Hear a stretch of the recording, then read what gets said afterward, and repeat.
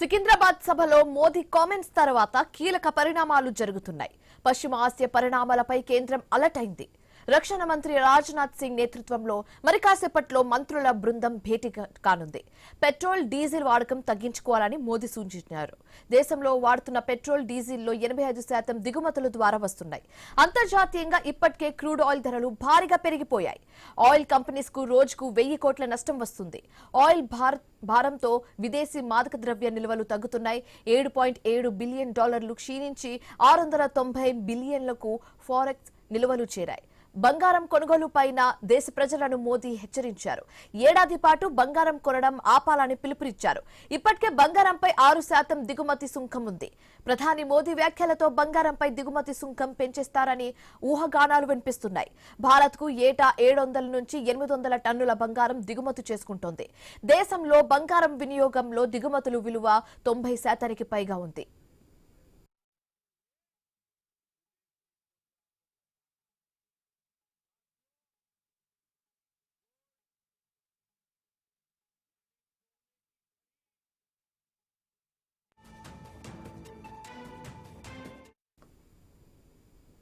సికింద్రాబాద్ సభలో మోదీ చేసిన కామెంట్స్ తర్వాత కీలక పరిణామాలు జరుగుతున్నాయి. పశ్చిమాసియా పరిణామాలపై కేంద్రం అలర్ట్ అయినట్లుగా తెలుస్తుంది.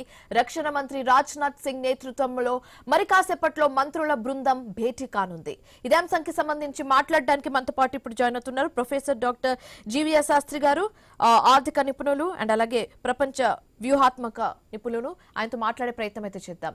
సో సార్, చూస్తున్నాం మనం నిన్న సికింద్రాబాద్ లో నరేంద్ర మోదీ చేసిన కమెంట్స్ తర్వాత కీలక పరిణామాలు చోటు చేసుకుంటున్నాయి.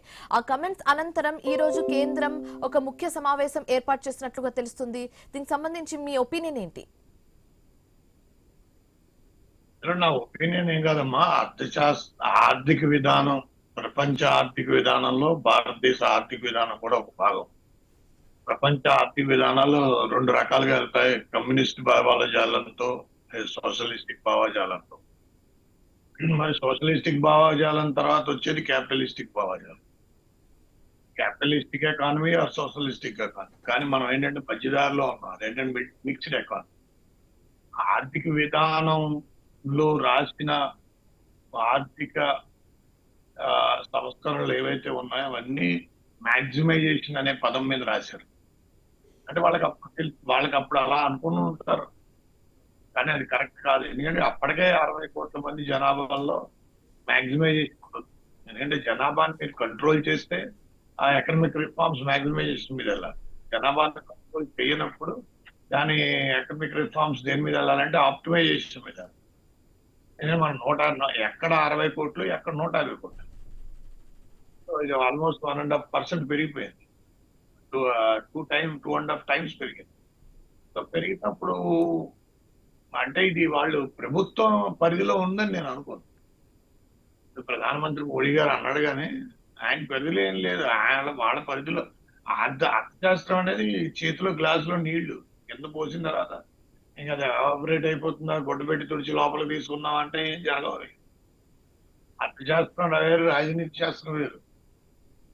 ఏంటంటే మన దిక్మాలతనం ఏంటంటే మనం రాజనీతి శాస్త్రాన్ని అర్థశాస్త్రాన్ని కలిపేసి మాట్లాడుతాం. అది పశ్చిమాసియా యుద్ధం స్పష్టంగా అది యుక్రెయిన్ వార్తో, రష్యా వార్తో మొదలైంది. అక్కడ ఫుడ్ సెక్యూరిటీ ఇష్యూ అయింది. తర్వాత ఈ యుద్ధ వాతావరణం మొత్తం మన నడ్డి విరిచేసింది. ఇందులో డౌట్ లేదు. నేను 2 నెలల క్రితం మీరు మీ షోలోనే వచ్చినట్టున్నాను. మీ షోలోనే అక్కడ ఏదో షోలో వచ్చాను. చాలా స్పష్టంగా చెప్పాను ఇవేమి జరగవు అని చెప్పి. ఎందుకంటే ఇండస్ట్రీగా మనం పడిపోయాం. ఇప్పుడు మన ప్రపంచ ఆర్థిక స్థితి 7వ స్థానం 8వ స్థానానికి వచ్చినట్టు. ఎందుకంటే $75 $100 అంటే మనం ఎఫర్ట్ చేయలేం. $100 అంటే it's a very powerful thing. మీకు ఎనర్జీ కాస్ట్ ఎంత అనుకున్నారు? మనం బొగ్గు కొనుక్కోవాలి, కోల్ కొనుక్కోవాలి, బయట నుంచి మనం ఉత్పత్తి చేయాలంటే బయట నుంచి కోల్ కొనాలి. కోల్ కొనాలంటే $95. మనం $60 పే చేసేది $90. అంటే 1.5 టన్నుకి అయ్యే ఖర్చు 1 టన్నుకి పే చేస్తుంది. వచ్చేది కోల్ 1 టన్నే, కానీ పే చేసేది 1.5 టన్. అలాగే ప్రజలు 3 లీటర్లు పెట్రోల్ పే చేస్తున్నారు, కానీ పోయించుకునేది 1 లీటరే. కదమా 2 లీటర్ల పెట్రోల్కి ధర ఎవరికి వెళ్తుంది?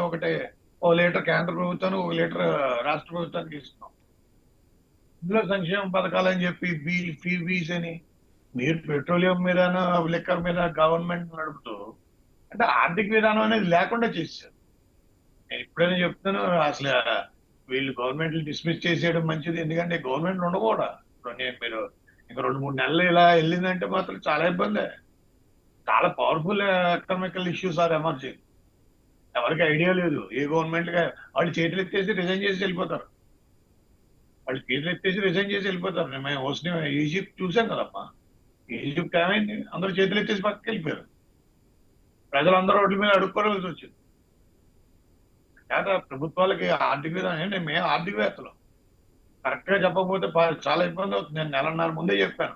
నిన్న ఆయన ప్రైమ్ మినిస్టర్ గారు చాలా స్పష్టంగా మీ షోలోనేగా అవునండి, విత్ సర్వే నంబర్స్ చెప్పారు మీరు.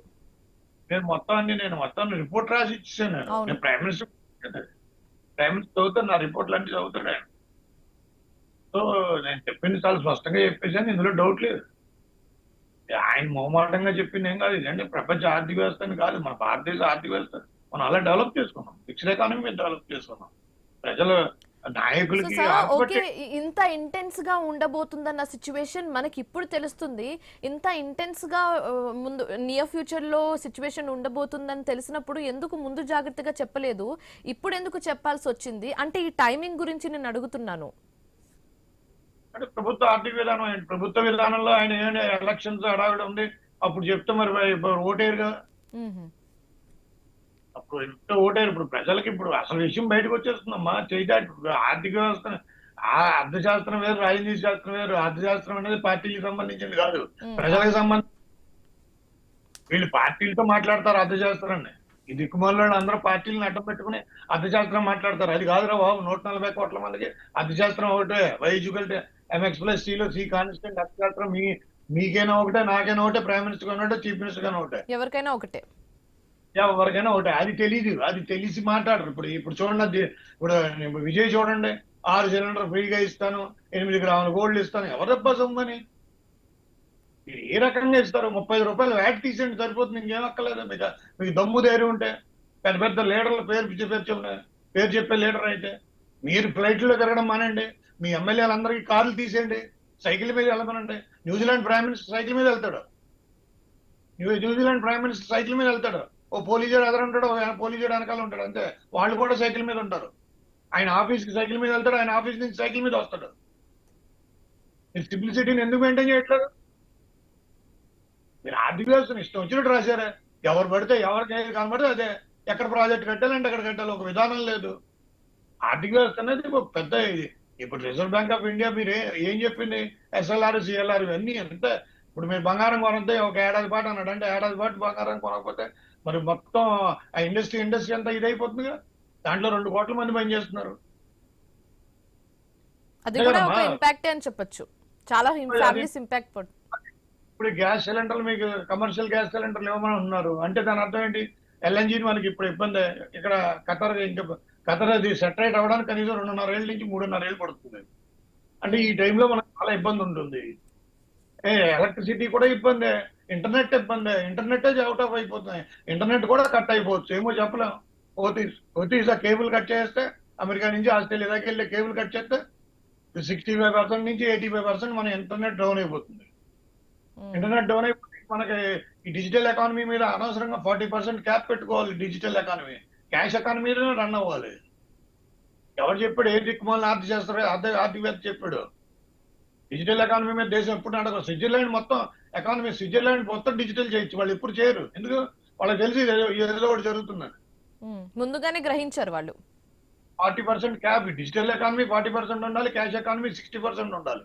ఏది వచ్చినా కూడా మా గవర్నమెంట్ నడుస్తుంది, ప్రజలు నడుస్తారు. అలాంటిది 80% డిజిటల్ ఎకానమీ మీద తీసుకెళ్ళిపోతే ఇంక మిగిలేదు ఏముంటుంది? ఇప్పుడు ఎందుకు మా గవర్నమెంట్ రిజర్వ్ బ్యాంక్ ఇవాళ ఇంటర్నెట్ 24 గంటలు ఆపేమనండి, ఆహాకారం అయిపోతుంది, తెలిసిపోతుంది. అదే అప్పుడు వాళ్ళు రాత్రి బాంబ్ బ్లాస్ట్ చేసి ఆ కేబుల్ తీసేస్తే. అవును, మీరు అర్థం చేసుకోండి. ఇదేంటే మనకి ఇష్యూస్ ఉన్నాయి. ప్రధానమంత్రి చాలా స్పష్టంగా చెప్పాడు ప్రజల మీదుగా. నేను ఒకటే మొదటి నుంచి చెప్పాను, డిజాస్టర్ అండ్ డెవలప్మెంట్ లో డిజాస్టర్ మేనేజ్మెంట్ ఒక భాగం. కానీ మనకేంటంటే మనకు అసలు డిజాస్టర్ మేనేజ్మెంట్ ఎప్పుడు బాగా చేయలేదు. మన ఆర్థిక సంస్కరణలో డిజాస్టర్ మేనేజ్మెంట్ కలపలేదు. డిజాస్టర్ మేనేజ్మెంట్ ఎక్కడ దాన్ని ఇది చేయలేదు. మనకు ఉపద్రవం వచ్చిందంటే ఏ ఉపద్రవం వచ్చినా మీకు సైక్లోన్లు వచ్చినా, వరదలు వచ్చినా, వాంగ్ వచ్చినా, వన్ వచ్చినా, ఇల్లు పడిపోయినా, ఏం పడిపోయినా వాళ్ళు ఇచ్చేది అంతా 50,000, ₹1,00,000 ఇస్తారు. అంతేగాని పూర్తిగా ఇల్లు కట్టేవారు కదమ్మా మీకు. సో సార్ ఇప్పుడు డౌట్ ఏంటంటే ఇప్పుడు ఓకే ఈ యుద్ధం వల్ల ఇంపాక్ట్ పడుతుంది, దానికి సంబంధించి నిన్న సికింద్రాబాద్ లో ప్రధాని మోదీ చేసిన వ్యాఖ్యలు ఇప్పుడు ప్రజల్లో ఎంతో కొంత ఆందోళన అయితే కలిగిస్తుంది. బట్ ఒకవేళ అక్కడ మిడిల్ ఈస్ట్ లో పరిస్థితులన్నీ చక్కదిద్దుతే ఒక నార్మల్ స్టేజ్కి వస్తే మళ్ళీ మనం ఒక నార్మల్ లైఫ్ ని లీడ్ చేయొచ్చు అంటారా? దానికి టైం పట్టే అవకాశం ఏమైనా ఉందా సార్? జియో పాలిటిక్స్ అనేది మీకు తెలుసుకోవాలి. ఇంకా నార్మల్ రావడం ఏం కాదు, అక్కడ మొత్తం ఆర్డర్ మారిపోయింది. ఆర్డర్ మారిపోయింది. ఇరాన్ మెయిన్ గా వచ్చింది. ఇరాన్ ఇప్పుడు రిటాలియేట్ చేస్తుంది. ఆ ఇరాన్ రిటాలియేషన్ ఆగట్లేదు. వాళ్ళు ఆగరు. ఎందుకంటే వాళ్ళని మొత్తం 20 ఏళ్ళు 30 ఏళ్ళు ఐసోలేట్ చేసేసారు. వాళ్ళు ఐసోలేట్ అయిపోయారు. వాళ్ళు ఐసోలేట్ అయిపోయిన వలన వాళ్ళు ఆగే పరిస్థితి ఉండదు. ఇప్పుడు మా గల్ఫ్ కంట్రీస్ లో ఒపెక్ లోంచే యుఏఈ బయటకు వచ్చింది. అంటే ఒపెక్ లేదు. ఇష్టం వచ్చినట్టు ఎవరి కాళ్ళు అమ్ముకోవచ్చు, ఏ రేటు కావాలంటే ఆ రేటుకి అమ్ముకోవచ్చు. దాని కంట్రోలింగ్ పోయింది. అది ఏ రకంగా ఉంటుందో తెలియదు. ఎందుకంటే నిన్న సివియర్ బొంబార్డ్మెంట్ జరిగింది. చాలా పోర్టులు లేపేశారు, ఇరాన్ పోర్టులు లేపేశారు. ఇరాన్ వాళ్ళు ఆయిల్ ఎన్నో బ్యారెల్స్ ఆయిల్ వాళ్ళు సముద్రంలో వదిలేశారు. సో సార్ ఇప్పుడు ఫైనల్ గా కేంద్ర ప్రభుత్వం ఎలాంటి చర్యలు తీసుకుంటే బెస్ట్ అని చెప్పొచ్చు సార్? కేంద్ర ప్రభుత్వం కాదమ్మా తీసుకోవాల్సింది ప్రజలు. కేంద్ర ప్రభుత్వం అదే చెప్పిన ప్రజలు తీసుకోవాలి. కేంద్ర ప్రభుత్వం చేస్తున్నాను కాదు. ప్రజలు ఎలాంటి చర్యలు తీసుకుంటే బెస్ట్? అది అప్పుడు చెప్పాను, ఇప్పుడు చెప్పాను. మీరు ఖర్చులన్నీ తగ్గించేయండి. మీరు ఎక్స్పెండిచర్ రిఫార్మ్స్, ప్రభుత్వాలు చేయవలసిన ఎక్స్పెండిచర్ రిఫార్మ్స్, ఎక్స్పెండిచర్ పూర్తిగా మీరు రిఫార్మ్ చేయండి. మీరు కంట్రోల్ తీసుకురండి. అక్కర్లేని ఖర్చులు పెట్టకండి. ఈవెన్ రిబ్బన్ కటింగ్ కూడా వెళ్ళకండి. అవసరం లేదు మనకి. రిబ్బన్ కటింగ్ చేసి పేపర్ ప్రకటనలు ఇచ్చి ఇవేం అవసరం లేదు. ఎందుకంటే మీరు దేనికి పెళ్లిళ్ళకి ఖర్చులకి వాటికి తగ్గించండి. నేను బంగారం కొనొద్దని అంటే వాళ్ళు మంగళసూత్రాలు అనేది పార్ట్ ఆఫ్ అవర్ లైఫ్. అవన్నీ హిందూ దాంట్లో ధార్మికతలో ఒక భాగం. అది కొనొచ్చు ప్రైమ్ మినిస్టర్ గారు కాల్ చేశారు, ఇచ్చారు. అంటే సివియారిటీ ఉంది, అంత సిన్సియర్, అంత సీరియస్నెస్ ఇచ్చి ఉంది. ఆయన గుర్తించి చెప్పాడు. సో వర్స్ట్ రాష్ట్ర ప్రభుత్వాలు ఇవన్నీ అర్థం చేసుకోవాలి. రాష్ట్ర ప్రభుత్వాలు ఎక్స్పెండిచర్ రిఫార్మ్స్ మీద వర్క్ చేయాలి. మీ ఎమ్మెల్యేలను సైకిల్ మీద వెళ్ళమనండి. మీ ఎమ్మెల్యే మామూలుగా అన్ని ఉపయోగించొద్దండి. ఇప్పుడు అదే ఏదైనా వాళ్ళకి వ్యాన్లా ప్రొవైడ్ చేసి 10 మంది ఎమ్మెల్యేలు ఒకలాగా తిరిగేటటువంటి అదేనా సంథింగ్. కార్లు ఉపయోగించడం, ఫ్లైట్లు ఉపయోగించడం అన్ని అయిపోతాయి. అంటే మీకు మొన్న 3 ఎయిర్లైన్లు గవర్నమెంట్ వార్నింగ్ ఇచ్చేసాయి, మేము ఇలా అయితే మేము ఆ ఎయిర్లైన్ ఆపరేట్ చేయలేమని. లెటర్ కూడా రాస్తారు. వాళ్ళు ఆపరేట్ చేయరు. ఇంకా మహా అయితే జూన్ నుంచి వాళ్ళు ఆపరేట్ చేయడం మానేస్తారు. ఎందుకంటే వాళ్ళకి ఇప్పుడు ఢిల్లీ నుంచి హైదరాబాద్ వెళ్ళాలంటే 30-40 వేలు ఇస్తేనే వాళ్ళు. Thank you so much sir join అయినందుకు అండ్ మీ ఒపీనియన్ ని మాకు తెలియజేసినందుకు. థ్యాంక్ యూ అండి. So bulletin